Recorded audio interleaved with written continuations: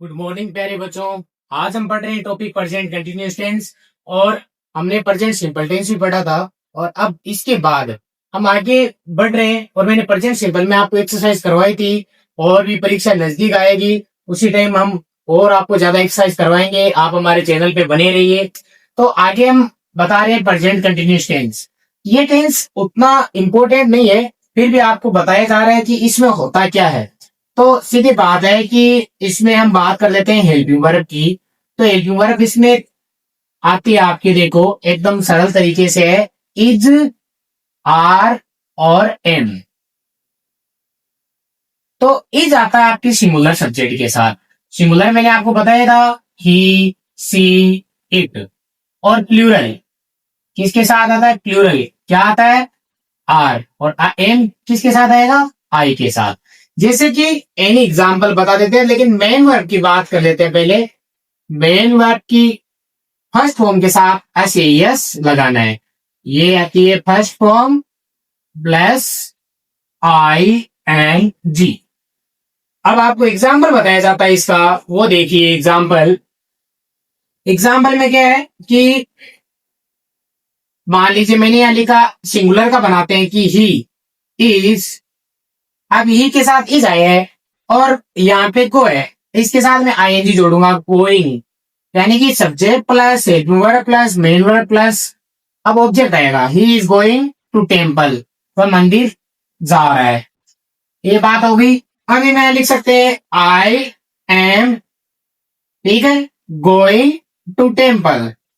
तो यहाँ going to school भी लिख सकते हैं, ये ऑब्जेक्ट है। और यहाँ पे मैं अगर प्लूरल का बनाऊं तो ये हो सकता है we are going to village. अब मैंने ऑब्जेक्ट चेंज किया है, देख सकते हो ये ऑब्जेक्ट है, ये प्रीपोजिशन है, ये वर्ब की फर्स्ट फॉर्म के साथ आईएनजी जुड़ा हुआ है। ये तीनों देख लो, तीनों सबके समझ में आएगा, तीनों हेल्पिंग वर्ब है। और हेल्पिंग वर्ब के साथ देखो ये सब्जेक्ट है, ये सिंगुलर है, ये सब्जेक्ट है, ये प्लूरल है, ये सब्जेक्ट है, ये क्या है? ये आई एम के साथ आया, सॉरी। और ये क्या है?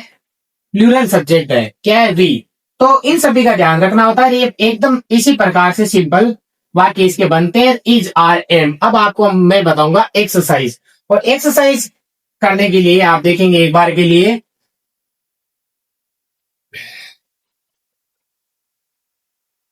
अब मैं आपको प्यारे बच्चों इस टेंस की एडवर्ब बताने जा रहा हूं।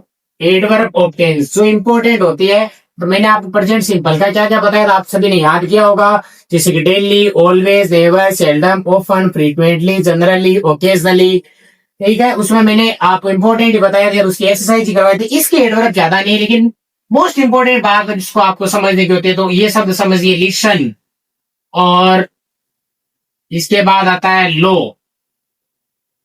और प्लीज। ये शब्द पहले आपको सेंटेंस में शुरुआत में मिलेंगे, तब आपको समझ आना है ये प्रेजेंट कंटिन्यूअस टेंस है।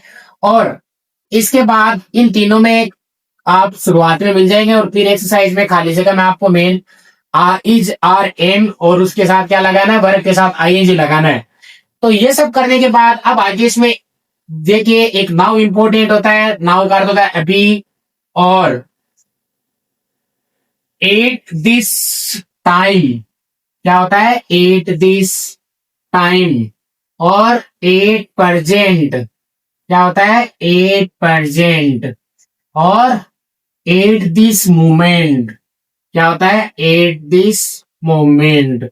ये सब इसकी क्या है? एडवर्ब है। इनको आप याद करोगे तो आप आसानी से इनको कर पाओगे। एग्जाम्पल के तौर पे मैं अभी तो आपको एक या दो बता रहा हूं, फिर आगे कल इनके इंपॉर्टेंट इंपॉर्टेंट बताऊंगा। जैसे कि मैंने यहां लिख दिया आई और यहां मैंने खाली जगह छोड़ दिया आई, है ना। फिर यहां मैंने लिख दिया गो, आई, ठीक है, गो टू मार्केट नाउ। अब ये नाउ आया है तो समझ आइए इससे कि ये एडवर्ब टेंस की, इसमें क्या आएगा? आई के साथ एम आएगा और वर्ब के साथ हम क्या जोड़ेंगे? आईएनजी ऐड कर देंगे। एक एग्जांपल और देखिए, मैंने यहाँ लिखा वी और फिर मैंने खाली जगह यहाँ पे लिख दिया कम।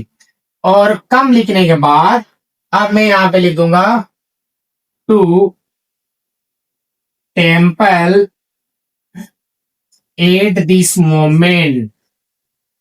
या फिर एट दिस टाइम, ये इसकी एडवर्ब हो गई। और वी आई एस, तो वी के साथ हम क्या लगाएंगे, आर आएगा। बट एक बात ध्यान रखिए, जिस वर्ब के पीछे ई हो तो ई को हटाकर आईएनजी जोड़ना, ये मोस्ट इंपॉर्टेंट बात है। ये हो गया कमिंग। तो प्यारे बच्चों, आप इस एक्सरसाइज 2 देखिए और भी एक्सरसाइज कीजिए, कमेंट कीजिए, नहीं समझ में आता है तो बताइए, और हमारे चैनल को आगे से आगे बढ़ाइए, शेयर कीजिए। धन्यवाद, थैंक यू।